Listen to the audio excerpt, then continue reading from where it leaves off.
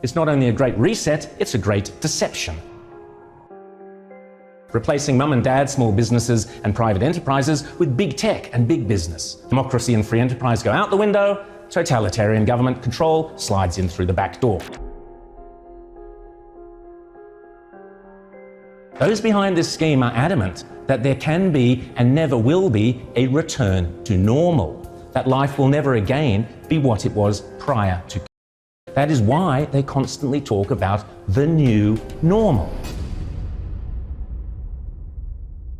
The World Economic Forum meets every January in Davos. You will have heard of the expression Davos man. It refers to all the zillionaires and pop stars and popes and princes and politicians who meet every year to map out our futures. This year's Davos is very, very different to all the previous ones. The World Economic Forum, along with the United Nations, along with the International Monetary Fund, and along with any number of prominent globalist organizations and powerful individuals, including Prince Charles, together have jointly promised that the 2021 World Economic Forum will be used to introduce, via a vast network of connected big tech corporations, online activist movements and compliant local and national governments, something they call the Great Reset. This isn't some Sky After Dark fantasy conspiracy theory. It is a global commitment they have made to use the panic and fear generated by the as a means to reshape all our economies and laws and move to a new form of capitalism that focuses on net zero emissions. You might think this is a great thing.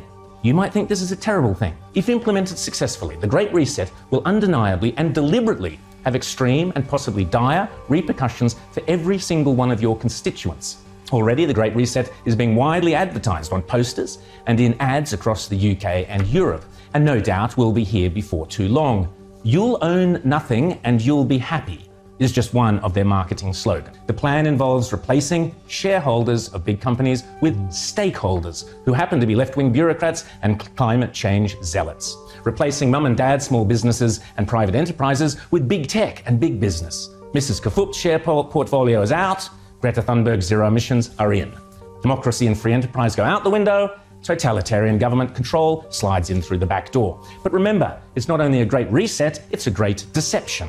Because in order to get everyday people to surrender many of the rights and freedoms we currently take for granted, the repeatedly stated aim of these organizations is to deliberately use as an excuse, to use all the political and authoritarian tools, as Prince Charles puts it, that are currently being used around the world to eradicate the such as lockdowns, exclusion zones, forced closure of businesses, heavy fines, making protesting illegal, and so on, but now to eradicate carbon emissions. Those behind this scheme are adamant that there can be and never will be a return to normal, that life will never again be what it was prior to.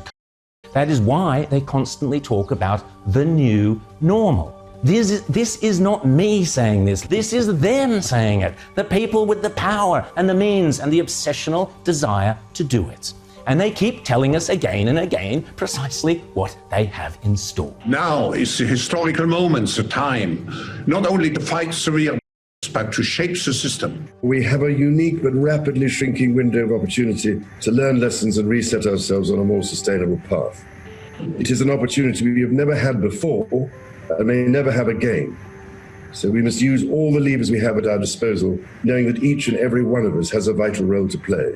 The Great Reset is a welcome recognition that this human tragedy must be a wake-up call. It is imperative that we reimagine, rebuild, redesign, reinvigorate and rebalance our world.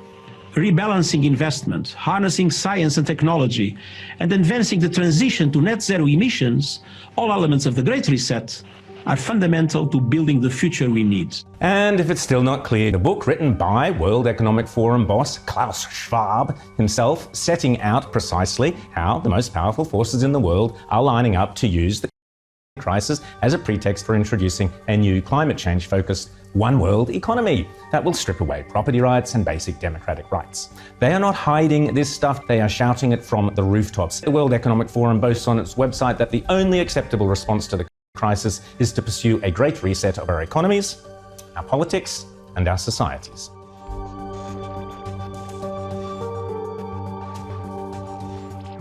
By 2030, the connections will start to be made between artificial intelligence and the human brain.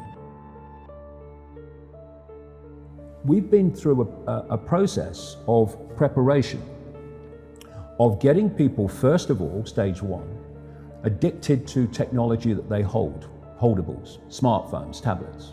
That's basically achieved. You just have to walk through a city and you see the addiction.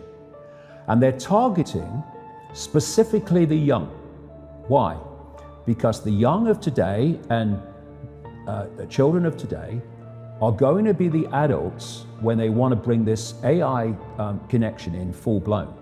For that to happen, they have to get people addicted to technology to the point where they'll accept it and where it's the most natural thing in the world. And it's happening in front of our eyes. The first stage is to get people addicted to technology to the point where, at the most extreme, they'll get up in the dead of night and they'll queue, stand in line outside an Apple store to get the first of the new technology. And what they want eventually, and not too distant into the future, is people basically lining up to be connected to AI. In the same way that people in Sweden now are having parties to celebrate someone being microchipped, right? All this connects. So the next stage, because the idea is to get in the body, the next stage is to get on the body. So we went from just holdables, we went to wearables, we went to Bluetooth and Google Glass and Apple Watches and all these other gadgets that go on the body now. Even what they call electronic tattoos that are basically microchips on the skin. And the next stage is to go in the body, which is already starting in places like Sweden. And people like Ray Kurzweil, who is a Google executive. Google and Facebook are really at the cutting edge of this stuff. People think it's a social media operation only or a search engine only. No. This whole Google group now, which is given the name Alphabet, are absolutely at the cutting edge of this whole AI technology. So is Amazon. Amazon's got contracts worth hundreds of millions of dollars with the CIA and the Pentagon for cloud services and stuff. Yeah, they have massive data services. Massive, yeah. Consumers don't see. So the idea is to take this on, and what Kurzweil is saying, and he claims an 80% success rate in his predictions of incoming technology and when it will come in. But if you know when it's going to come in, then you've got a great chance of predicting it, haven't you? It's like if you know when a stock market's going to fall because the people you are connected to are going to make it fall, well, you're going to get out just before it falls, and you're going to get in just before you know they're going to push it up. You don't have to be, Nostradamus if you know the script. This is the sales pitch, and this is why they're telling you. The sales pitch is when we connect to artificial intelligence, we'll be superhuman. That's what the sales pitch is. That's his sales pitch. Right. That's going Siri, to be the sales pitch. Alexa, all these things. Yeah. What you've got is the idea that connect to AI and you'll become superhuman intelligent. No, you'll become subhuman intelligent. You'll become a vehicle for artificial intelligence. And whoever controls artificial intelligence will control the perceptions of every mind that it's connected to. If you're going to make a physical connection with AI, you're not going to do that on a mass scale until you've made a psychological connection. And there is a process, a psychological process, which is known as preemptive programming. Preemptive programming is this. You're going to usher in a world that is so different, so dramatically different to what anyone's been used to, that you're going to have an obvious resistance purely by the chasm of difference between the world people are used to and the world you're taking them into. A resistance that says, hold on a minute, you want to do what? What? So you prepare them for it through preemptive programming. You put out a stream of movies out of elite-controlled Hollywood. You put out television programs, you put out books, you put out all these things that basically portray the world you want to take people into. This is why you've seen so many movies about control by robots, control by technology, of synthetic humans. You have the dystopian society being portrayed and portrayed and portrayed. And what that's doing, it's making the subconscious, to an extent the conscious mind, familiar with the world you want to usher in. So when you literally start to bring it in, there's not that chasm that there would have been before. There is almost a familiarity with it because you prepared people by portraying it over and over again in movies. Another part of this psychological connection with artificial intelligence, so we'll accept the outcome that I've talked about, is these Alexas and these Echoes and these so-called office assistants or personal assistants. You start to interact with them as if they're human.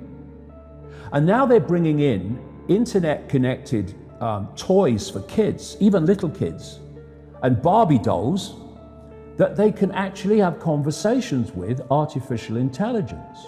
They're now bringing in these robots that are these synthetic robots that are looking more and more like humans, a lot of them coming in from the East. And this is a whole psychological process of familiarizing us with artificial intelligence, to getting people to interact with it until it becomes the most natural thing in the world.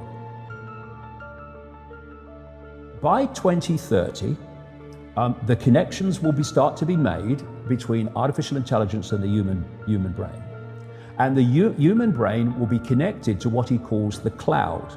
Another name for this is the smart grid, basically to artificial intelligence. As time passes, artificial intelligence will be more and more of human thinking and human perception until basically it's the totality of human thinking and human perception, at which point we won't be human anymore in terms of the consciousness processes we are using today. We will be artificial intelligence. And this is the assimilation I'm talking about. If you are connecting the human mind to a grid, a global technological grid, that grid can be centrally controlled. It will take at the center point very, very few people to run it, and even fewer to decide how it's run. I say this to kids and anybody else, how long could you live without your smartphone? What is an alcoholic? Well, an alcoholic is someone addicted to alcohol, yeah. Why is he addicted to alcohol? Because he can't stop drinking it, but you can't put your phone down. And if you do, within a few minutes, you pick it up again because you're addicted to it. So are you controlling that bit of technology in your hand, or is that controlling you? That's controlling you. Do you want your life controlled by a bit of technology? Do you want the rest of your life controlled by it? Or are you now going to go, I'm putting this down? If technology is going to be the servant rather than the governor, it has to serve the interests of humanity, and humanity does not have to serve it. We're in a situation now where humanity is serving technology. And it will be serving AI. Increasingly, it is serving AI in its algorithmic expression.